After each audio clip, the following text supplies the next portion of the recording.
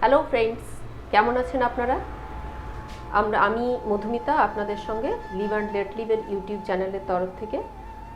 আর প্রতিবারের মতো এই বছরও আমরা জানুয়ারি মাসে অ্যানিম্যাল ওয়েলফেয়ার ফোর্টনাইট পালন করেছি। যেহেতু আমাদের এনজিও এনভায়রনমেন্ট এবং অ্যানিম্যালস নিয়ে দীর্ঘকাল যাবৎ কাজ করে, তাই আমাদের কাছে এটা একটা খুবই ঘটনাবহুল এবং হাইপার অ্যাক্টিভ একটা পক্ষকাল গেল। আমরা আমাদের অ্যানিম্যালস নিয়ে দীর্ঘ এক্সপিরিয়েন্সের কিছু গুরুত্বপূর্ণ এবং ইন্টারেস্টিং অংশ আপনাদের সাথে একটা একটা করে শেয়ার করতে চাই। আমাদের ভিডিও ভালো লাগলে প্লিজ লাইক, কমেন্ট এবং শেয়ার করবেন, আর সাবস্ক্রাইব করে বেল আইকনটি প্রেস করে আমাদের সঙ্গে থাকবেন। তাহলে শুরু করি আজকের এই ভিডিও হাতিদের নিয়ে। বন্ধুরা, হাতি একটা ইউনিক স্ট্রাকচার বিশিষ্ট শক্তিশালী নিরামিষাশী প্রাণী। আমরা সকলেই জানি জীবজগতে এমন প্রাণী সম্ভবত আর দ্বিতীয়টি নেই। বাঘের তুলনা সিংহের সাথে হয়েই থাকে, কিন্তু হাতির তুলনা হাতি নিজেই।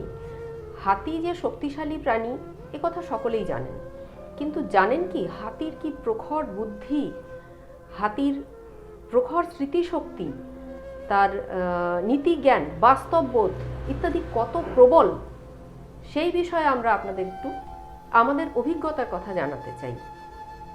দুটি ঘটনা বলবো আজকে, সেই দুটোই কিন্তু কোনোটাই গল্প নয়, প্রত্যেকটি এক একটি বাস্তব ঘটনা, এবং এই ঘটনার প্রত্যক্ষদর্শীরা এখনও কিন্তু জীবিত আছে। প্রথম ঘটনাটি আমি বলতে চাই, সেটা বলা যেতে পারে হাতির বন্ধুত্ব বা হাতির কৃতজ্ঞতা। তো এই ঘটনার সাক্ষী হলেন আমার এক কাজিন ব্রাদার, তার দিদি শাশুড়ি। দিদি শাশুড়ির বাড়ি অবশ্যই ওই মেদিনীপুরের জঙ্গলমহল অঞ্চলে, যেখানে হাতি বাড়ির কাছাকাছি চলে আসাটা খুব একটা বিরল ঘটনা নয়। তবে এই হাতিটি চলে এসেছিল একেবারে বাড়ির দরজায়। সবাই মিলে ভয়ে দরজা বন্ধ করে একদম ভেতরে ঠকঠক করে কাঁপছে। হাতি তখন ছোট্ট ঘুলঘুলির মতো জানলা দিয়ে সুর বাড়িয়ে দিল। সবাই ভয়ে এক কোণায় জড়ো। এর মধ্যে দিদি শাশুড়ি হঠাৎ খেয়াল করলেন যে হাতি সুরে একটা বড় সাইজের গজালের মতো একটা ওই বইচি কাঁটা বা আকড় কাটার মতো একটা কাঁটা ঢুকে আছে। তো তিনি তার ভাসুরপোর সাহায্য নিয়ে অনেক সাহস করে কাঁটাটি আস্তে আস্তে বার করে দিলেন। হাতি সুর বার করে নিয়ে চলে গেল, সবাই হাঁপ ছেড়ে বাঁচল। পরের দিন হাতি আবার ফিরে এলো। এবারেও আবার সবাই ভয়ে দরজা বন্ধ করে দিল। তখন জানলা দিয়ে লক্ষ্য করতে লাগলো হাতি ঠিক কী করছে। দেখা গেল হাতি আবার ধীরে ধীরে পিছন ফিরে চলে গেল। এবার দিদি শাশুড়ি গিয়ে আস্তে আস্তে দরজাটা খুললেন, খুলেই অবাক, সামনে একটা বিশাল বড় কলার কাঁদি। সেটা দেখে মানে কি বলবো, এটাকে কি বলবেন আপনি? আপনি বলতে পারেন যে কাঁটা বার করে দেওয়ার ফিজ, অথবা বলতে পারা যায় যে হাতির কৃতজ্ঞতা বা হাতির বন্ধুত্ব, যাই বলুন। এটা হলো প্রথম গল্প। ঘটনা একটা খুব সিরিয়াস ঘটনা। এটাকে আমরা বলবো হাতির প্রতিশোধ ও ন্যায় বিচার। এই ঘটনা আমার শৈশবকালের ঘটনা। এর প্রত্যক্ষদর্শী আমার নিজের বড় পিসেমশাই। প্রসঙ্গত বলি, আমার বড় পিসেমশাই একজন রিটায়ার্ড আর্মি ম্যান এবং দীর্ঘকাল তিনি ভারতীয় সেনাবাহিনীতে থেকে দেশের সেবা করেছেন। বিএসএফে ছিলেন, ভারতীয় সেনার ইন্টেলিজেন্স ডিপার্টমেন্টে ছিলেন, এবং মোস্ট ইম্পর্ট্যান্টলি বাংলাদেশের মুক্তিযুদ্ধে যেসব ইন্ডিয়ান সৈন্য সরাসরি যুদ্ধক্ষেত্রে সম্মুখ সমরে যুদ্ধ করেছে, তিনি তাদের একজন। বহু প্রকার রোমহর্ষক ঘটনার বিবরণ আমরা তাঁর কাছ থেকে শুনেছি একাধিকবার। হাতির বিষয়ে তার একটা দুর্দান্ত অভিজ্ঞতার বর্ণনা আজকে আমরা এখানে দেব। বড় পিসেমশাই তখন বাংলাদেশ অসম বর্ডারের একটা এলাকায় পোস্টেড ছিলেন, হিল এরিয়া। পাকদণ্ডী রাস্তার ওপরে ওনারা পেট্রোলিংয়ে ছিলেন, আর নিচে এলিফ্যান্ট পাস দিয়ে একদল হাতি চলে যাচ্ছিল। এবার পেট্রোলিংয়ে যারা ছিল তাদের মধ্যে একজন স্মোক করছিল। তো তার হঠাৎ কি দুর্মতি হলো, ওপর থেকে জ্বলন্ত সিগারেটটি একটি হাতিকে লক্ষ্য করে ফেলে দিল।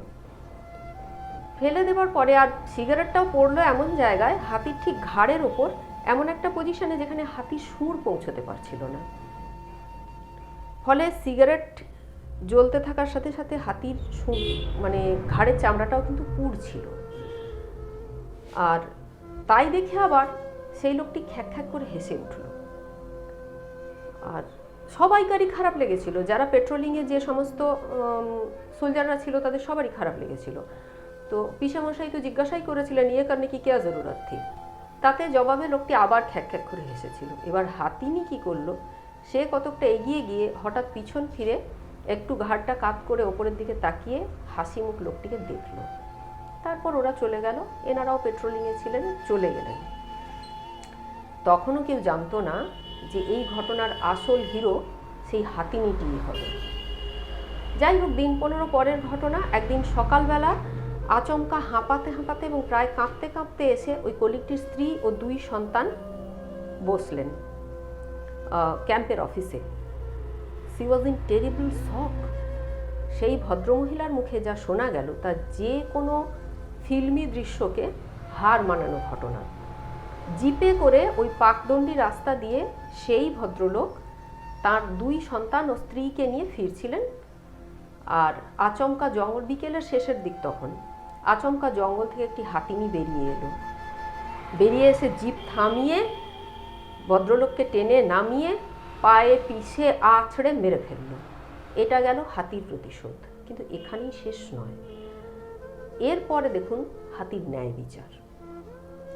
জঙ্গলের রাত নামছে, 2 শিশু সন্তান সহ একা শোকাতুরা সদ্য বিধবা মহিলাকে জঙ্গলের সমস্ত বিপদ আপদ থেকে রক্ষা করবার জন্য পাহারা দিয়ে সারা রাত দাঁড়িয়ে রইল হাতিনি। সকালবেলা সেই পাকদণ্ডী রাস্তায় গ্রামে কোথাও যাবে, একটা বাস যাচ্ছিল, সেই বাস দাঁড় করিয়ে বাসে 2টি বাচ্চা সহ ভদ্রমহিলাকে তুলে দিয়ে হাতি গজেন্দ্র গমনে চলে গেল। একবার ভাবুন, স্পেল বাউন্ড হয়ে যাওয়ার মতো ঘটনা। বহুবার শুনেও আমরা স্পিচলেস হয়ে যেতাম।